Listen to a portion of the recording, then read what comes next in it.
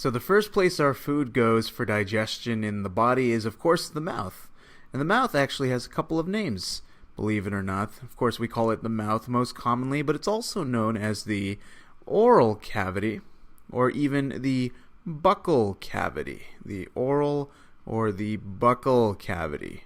And so let's learn a little more about what's going on in the mouth and take a better look right here. The overall goal of the mouth is to take food and convert it into something called a bolus.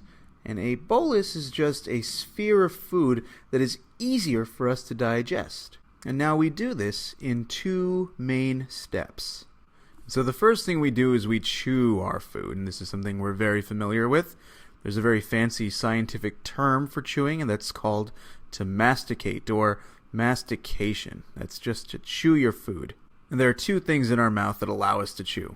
First, of course, are our teeth, and we'll talk about these extensively in another video. And the second is our tongue.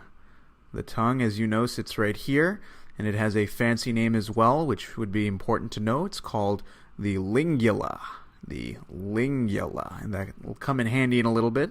The tongue is made up of two types of muscles. There are extrinsic muscles that sit outside of the tongue and anchor into the tongue, and there are also intrinsic muscles. And intrinsic muscles are those that only sit within the body of the tongue. They're only located in here. Extrinsic muscles let us do things like elevate or raise the tip of our tongue, and the opposite, depress or lower the tip of our tongue. It lets us protrude our tongue out of our mouth, and it also allows us to retract our tongue back into the mouth. On the other hand, intrinsic muscles, because they're only located within the body of the tongue, will change the size of the tongue as it contracts.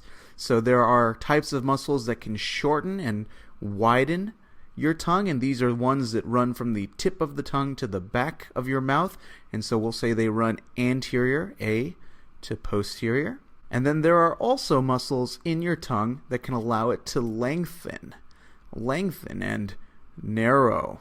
So narrow because we're pulling the tongue out, and these are ones that run from your right side to the left side of your mouth, or side to side. So I'll write right to left over here. All right, awesome. So after we've accomplished mastication, what's the next step? Well, the next step is that we break down the food particles by hydrolysis. And hydrolysis, as you might recall, is a process where enzymes break down macromolecules.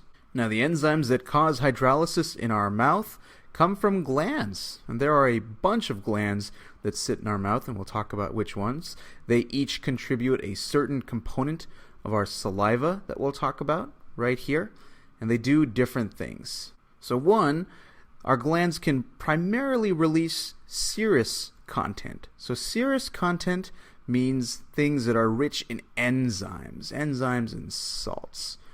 All right, so we'll focus on enzymes. The other type of content our glands can release are mucinous things. So mucinous things, which are mainly composed of mucin, which you might recall is sort of the same way we spell mucus. And the whole point of mucin is to wet the food to make it easier to wrap up into a bolus and send to the back of our mouth to swallow. Enzymes, on the other hand, and I'll clarify this right here, will cut the food. We'll break it down by hydrolysis. So the first gland I'll mention is the largest gland that we have. They're called the parotid glands, and they sit on the side of your mouth right above the jawbone, and these release about 25% of what's in saliva. And because they're green, they're mainly serous, so they contain enzymes, and we'll talk about which enzymes in a second. The next type of gland that we have, it's kind of a mouthful, these are submandibular glands. And these guys release about 70% of saliva, and they sit, as the name suggests, below the mandible, which is the jawbone. And these are also mainly serous, but they certainly have some mucinous stuff that they release as well. So the next gland that we have is called the sublingual gland, and just like the name suggests, this guy sits right below our tongue, or our lingula, as we just learned that term, and it makes up about 5% of our saliva, and as the color suggests, it mainly releases mucin. It does release some enzyme, but less so than the mucinous stuff. And then finally, the last gland that we have that contributes to hydrolysis in our mouth is called von Ebner's gland. So von Ebner's gland, which releases less than 5% of our salivary content, so very little. And these guys are mainly located at the tip of our tongue. And what's special about von Ebner's gland is that they release an enzyme called lingual lipase. Lingual lipase, which, as the name suggests, break down lipids, or more specifically, triglycerides. And these triglycerides are broken down into free fatty acids, as well as diglycerides or monoglycerides. So I'll just write DG and MG for diglyceride and monoglyceride. And so that's what von Ebner's does, and that's why that's unique. The other three all release, to some extent, an enzyme that's called alpha amylase. Alpha amylase, which is an enzyme that will take carbohydrates like starch, which is just a big stack or a chunk of carbohydrates, and break it down into smaller carbs. So I'll just write smaller carbs here. So it'll break starch down into smaller carbs to help with digestion. And when I say digestion, I should clarify that the amount of hydrolysis, or the extent of breakdown that we have from these enzymes here, and also from the cutting of food, is very insufficient for absorption of nutrients. The only reason that we actually have digestion occur by enzymes in the mouth is for taste.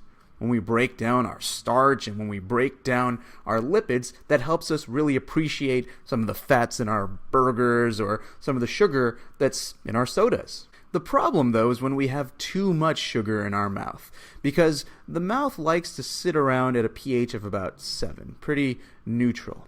But when we have a lot of sugar, as you know, there are a bunch of hydroxyl groups that sit on your glucose molecules. Hydroxyl groups can be acidic, and if we drop the pH down to something like less than pH of 5.5, we can actually start to demineralize or break down teeth because of the acidic nature of your mouth. And so I'm going to keep that in mind next time I reach for a soda.